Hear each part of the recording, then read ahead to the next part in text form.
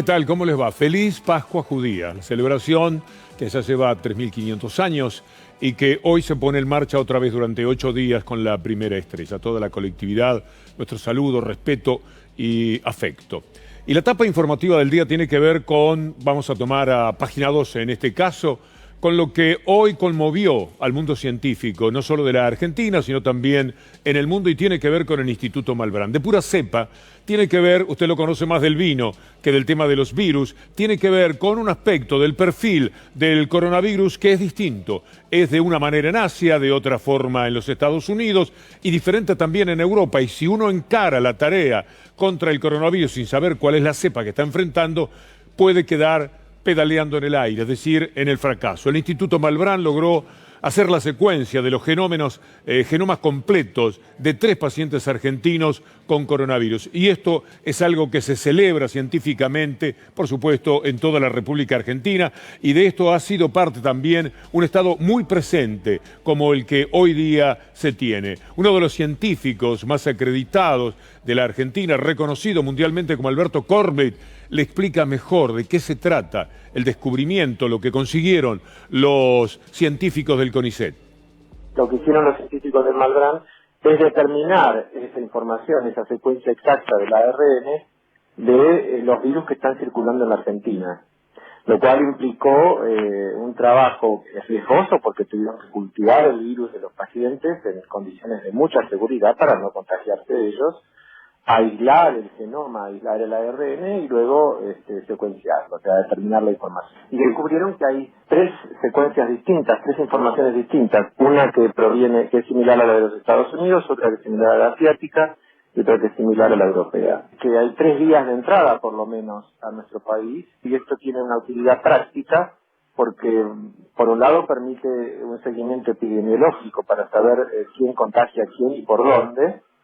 Y por otro lado, también permite ajustar los métodos de diagnóstico para que no se escape ninguna variante. Esa información se manda a un centro que colecta la información de todo el mundo de manera de tenerla en cuenta cuando se puedan elaborar vacunas. Ha sido un día de muchísimas emociones. El Malbrán es un instituto enormemente prestigioso, pero también muy castigado siempre, como vamos a ver, por el neoliberalismo. Y tiene que ver con un hombre fundamental en la historia de la Argentina, en todo lo que tiene que ver con la ciencia, con la medicina. Un hombre que luchó contra el cólera, contra la peste bubónica, contra la tuberculosis, contra todo lo que era una peste.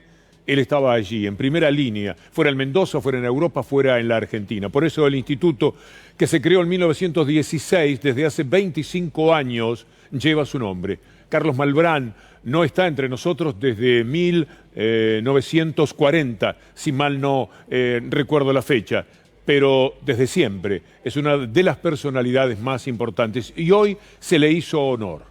Y por eso tanta emoción. Luciana Rubinska, Adrián, estaban conversando con un trabajador, un científico del Instituto Malbrán que hablaba de lo que había significado para él y para todos el estado presente.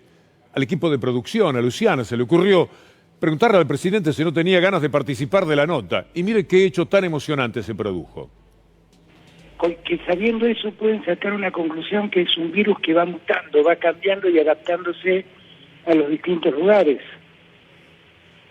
Que eso ha sido reconocido por organismos internacionales y que en la Argentina no fue noticia. Y lo hicieron nuestros científicos. Y que lo hacen personas que son genios, entiéndanme, que tienen una capacidad intelectual superior a cualquiera de nosotros, que trabajan por muy poca plata y es solo la vocación lo que los lleva a actuar así. Chapó, muchachos. Tenemos ahí un lugar increíble. Flavio, ¿le podés decir algo al presidente en el medio de la emoción? Y sí, la emoción... Cuando se me destrabe la garganta. Cuando se me destrabe la garganta. Descubrir cuánto vale el Estado y la gente que tiene el Estado. Porque esos son gente de excepción, que trabajan vocacionalmente. Son gente con una humanidad distinta. Distinta. Y gracias a Dios que existan. Seguimos produciendo porque la voluntad, la dignidad y el conocimiento están intactos. Lo que pasa es que a veces no hay elementos para trabajar. Por eso la llegada de Ginés con el ministerio devuelto por parte de este gobierno nos hizo poder ponernos al servicio de la comunidad y rápidamente compramos insumos y equipamiento para poder abastecer a la red de laboratorio y diagnosticar en todo el país en el menor tiempo posible el avance de esta enfermedad. Bravo Luciana, bravo Adrián y el equipo de producción que consiguió una nota tan sinceramente emotiva, tan valiosamente coronada por ese sentimiento. El presidente de la República, que desde el primer momento siempre ha dicho lo que más adelante vamos a escuchar, pero quiero compartir con ustedes, para que sepamos, para que aprendamos, es un tiempo nuevo de enseñanzas que vamos recogiendo en el camino. ¿Qué es el Instituto Malbrán? ¿Cuánto significa en nuestra vida? En la voz de Alberto Kornblit. El Instituto Malbrán merece todo mi respeto y también tiene una historia triste porque en la década del 60 del siglo pasado el grupo de César Milstein fue echado por las fascias y las persecuciones ideológicas y políticas que existieron en nuestro país. Y Milstein tuvo que ir a Inglaterra, y en Inglaterra descubrió los anticuerpos monoclonales, que hoy en día son la herramienta fundamental en el diagnóstico, en la industria farmacéutica y en la nueva terapia del cáncer. Es un ejemplo más de cómo siempre se ha denostado a la ciencia argentina, considerándola superflua o innecesaria. Escucho todo esto, las emociones vividas en esta jornada, lo que significa el Malbrán, los científicos abrazándose, porque además ellos son los que van adelante de toda una ilusión de que ese trabajo científico se haga cada vez más profundo en una Argentina que por suerte se ha recuperado en ese sentido. Pero la historia del Malbrán siempre ha tenido un enorme enemigo en el neoliberalismo. Mire, 1996, a lo mejor cuando ve las imágenes usted se acuerda de esto, pero vale la pena para preguntarnos una vez más, ¿cuándo aprenderemos? Noche se turnan para guardias y rondas. Algunos permanecen alerta para que otros puedan dormir. Uno siente indignación cuando se ve que detrás de esta acción surge un desmantelamiento del instituto. Las guardias siguen ahí, como hace 100 días. Los laboratorios se van animando, se preparan los cultivos, pero también se arman las antorchas para la marcha de los 100 días. El ajuste no entiende razones, y aunque el cólera acecha y la tuberculosis crece, el presupuesto disminuye.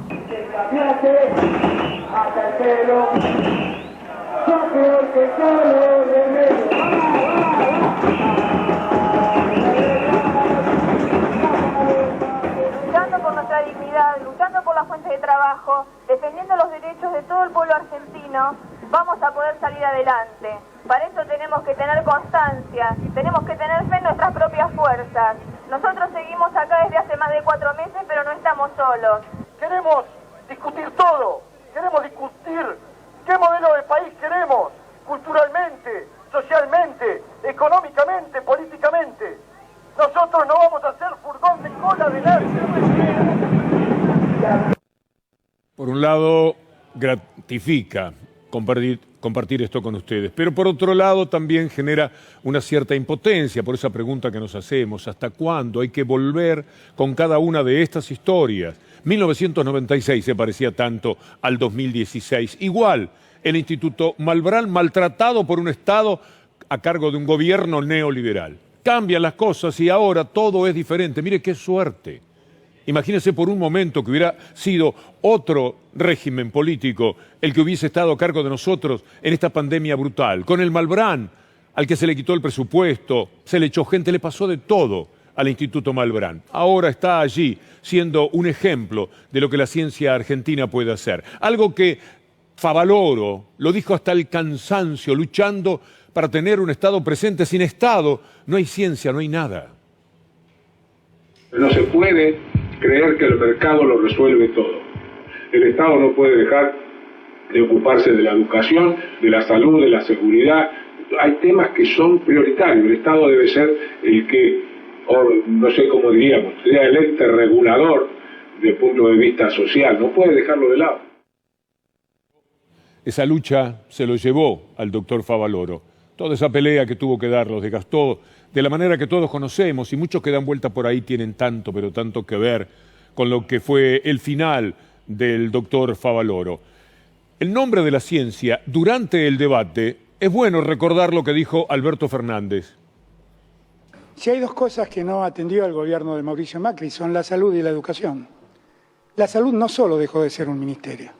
Los hospitales entraron en crisis, los insumos entraron en crisis, las vacunas entraron en crisis. Volvieron a asomar enfermedades que creíamos desaparecidas. Eso pasaba en el debate. Esto era lo que se convertía también en una manera de decir qué país quieren, con qué calidad intelectual también de país se quieren desenvolver quienes quedan al frente de un gobierno. En el año 2014, ya siempre en medio de la discusión del Estado o el mercado, con ataques furibundos de los mismos medios que hoy día parece que por un ratito se portan un poco mejor, pero que ya poco a poco están saliendo, que la economía, que la cuarentena esto y que la cuarentena lo otro. Bueno, en el 2014 ya había que confrontar con todo esto. Que en materia de ciencia y tecnología siento un gran orgullo. En el año 2003 tenemos el mejor promedio en toda la región. 1,8 por 1000 sobre población económicamente activa. Hoy tenemos 3 becarios CONICET por 1000 sobre toda la población económicamente activa. Hemos mejorado salarios, hemos repatriado la ciencia y la tecnología. El neoliberalismo es todo lo contrario. Es echar a los científicos, es despreciarlos, dejarlos en un lugar donde además parecen tener muy mala opinión de la propia Argentina. ¿Qué van a hacer los científicos de la Argentina acá, tan en el sur, tan lejos de los centros de poder, de los grandes centros científicos del mundo? Y por esto se recortan los presupuestos y se hace lo que ustedes conocen. Pero es una historia referida al neoliberalismo o al Estado presente. Ese Estado ausente en muchísimos lugares. En Estados Unidos también el Estado, por supuesto, es más que nada un árbitro de los negocios que se hacen. Y en Europa los países salieron del estado de bienestar. Se terminó eso a partir de 1990, especialmente. Y olvidaron todas aquellas consignas que después de la Segunda Guerra Mundial eran las que regían al mundo, las que permitían tener sueños de mayor equidad, de mayor igualdad y de sociedades educadas con valor para la ciencia y con un sentido igualitario. Todo esto fue cambiando a través de los tiempos. Por eso, ahora las noticias son una tras otra la terrible víctima de la pandemia que es cada uno de esos países, de esas sociedades, miles y miles que mueren todos los días, 800, 900, 1000. Es pavoroso lo que está ocurriendo porque no estaban preparados, porque se fueron quedando completamente vacíos del respeto que la salud puede tener, porque la salud también es algo que divide profundamente al mundo. El neoliberalismo determina que unos pocos puedan educarse, que unos pocos tengan trabajo muy bien remunerado, pero también determina que unos pocos tengan certezas con respecto a durar todo lo que se pueda, según la biología de cada persona. En cambio, otros que se las arreglen como puedan. Yo recuerdo perfectamente un candidato republicano en la otra elección, al que le preguntaron, y entonces, ¿qué va a hacer la gente que no tenga seguro? Y el hombre movió los hombros y dijo, ¿qué sé yo? ¿Se van a morir? ¿Cómo que se van a morir? Sí, esta era la respuesta. Para esto no hay ningún tipo de solución en el neoliberalismo. El mundo tiene demasiada gente para ellos, sobran, y en la Argentina también. Una de las ideas que tienen ese personaje detestable que escuchábamos ayer, ese cordobés, es que sobra gente, que a lo mejor la pandemia, decía él, afortunadamente se llevaba la gente que le sobra a la República Argentina, según el color de piel, según lo que económicamente pueden rendir. Esto es lo que está en la mente, pero también esto es lo que está en la enorme discusión que tenemos en el mundo. Una discusión que ellos ganan porque tienen a los medios de comunicación siempre atentos a trabajar sobre la gente de la gente, a llevarse por delante la subjetividad de cada una de las personas, dejar esas mentes como prisioneras de lo que ellos quieren hacer. Mire, el doctor Favaloro, hablando del neoliberalismo, en el año antes del 2000, él se suicida en el 2000, bueno, antes del 2000 decía algo así, y él sabía a quién estaba dirigido. No me gustaría estar sentado en mi casa, siendo actualmente funcionario, aquellos que entonces eran funcionarios y mucho tenían que ver con ese discurso memorable del doctor Favaloro. Vivimos un momento muy particular de nuestra sociedad que se ha transformado en una sociedad profundamente materialista, donde el tener, el poder y el placer es lo que predomina. De esta época que se llama neoliberalismo. Hace rato que yo creo que debe calificarse como el neofeudalismo. Los señores feudales tenían la obligación de mantener a los pobres con buena casa, bien comidos, bien alimentados, porque de ahí salía su rédito. En este neofeudalismo los de abajo no cuentan, porque el desarrollo tecnológico ha hecho que la mano de obra a veces sea secundaria. Favaloro diciendo verdades extraordinarias como durante toda la vida. En buena medida, los hombres deciden terminar con su vida por 1000 motivos, no puede haber uno solo, pero seguramente era parte de su historia el dolor que sentía por la impotencia que le generaba, una lucha de todos los días con gente de aquel gobierno, en la ciudad de Buenos Aires en forma especial, que no lo escuchaban, que no le llevaban el apunte, que además hasta lo hostigaban y lo perseguían, a uno de los héroes cívicos más claramente identificables de la historia de la Argentina. Porque ellos no quieren el Estado, porque ellos no quieren la inversión, porque lo que pretenden es el neoliberalismo, y entonces los mismos que tanto empujaron al doctor Favaloro a la muerte hacen lo que más le gusta, tirar abajo algún hecho cultural, algún edificio que tiene que ver con la historia y con la cultura y convertirlo en propiedades horizontales. Para eso son como mandados a hacer, pero nunca van a haber trabajado, por más que en estos días alguno pueda disimular, para lo que realmente hay que hacer con respecto a sociedades que queremos un poco más justas y mucho más integradas.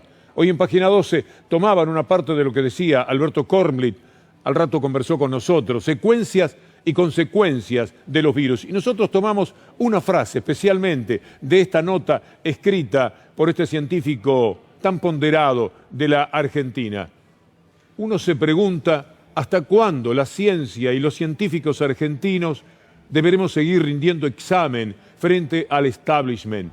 ¿No hemos ya dado prueba suficiente de que sin ciencia local seria y rigurosa es imposible afrontar los múltiples problemas sociales de salud y de producción que enfrenta nuestra sociedad?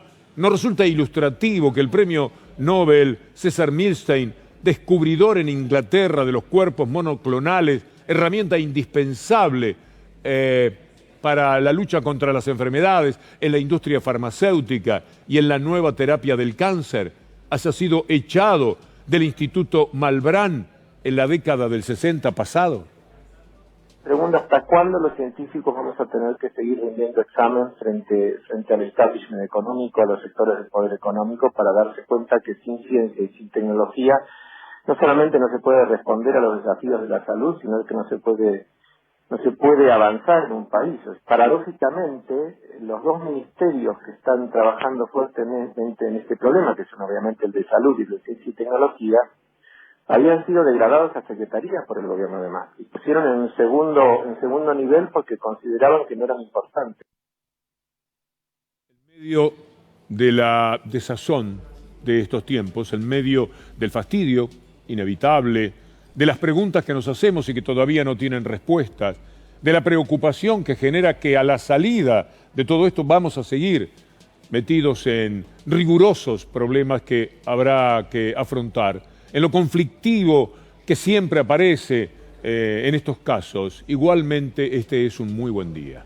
Un muy buen día en varios sentidos, porque también a través de un científico que se llama Jorge Aliaga, hoy pudimos saber que su esfuerzo, el de quedarse en su casa, el mío también, salvo esta escapada para poder trabajar en estas mejores condiciones, en un ámbito que por otra parte es un elogio de protocolo a cómo se debe preparar cada empresa para lo que quede abierto fuera de la cuarentena el próximo lunes. Todo esto que hemos aportado, todo lo que hemos trabajado de ciudadanos ha sido muy útil.